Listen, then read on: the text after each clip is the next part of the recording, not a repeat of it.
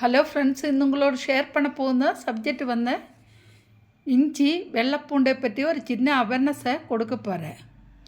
நீங்கள் இஞ்சி பூண்டை டெய்லி ஆகாரத்தில் உட்படுத்திட்டு வந்தால் உங்களோட கொலஸ்ட்ராலை குறைக்க முடியும்.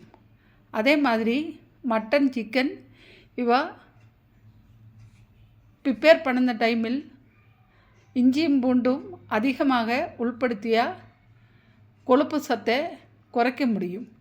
அந்த மட்டனோட சிக்கனோடையும் எஃபெக்டிவை நமக்கு உடம்பில் வராமல் இந்த இஞ்சியும் பூண்டும் நமக்கு காப்பாற்றும்.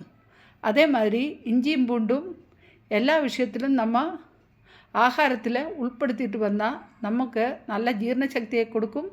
அதே மாதிரி கொழுப்பு சத்தை உடம்பில் அதிகரிக்காமல் இது தடுக்கும். இது பிடிச்சிருந்தால் subscribe, like, comment, share. Thank you.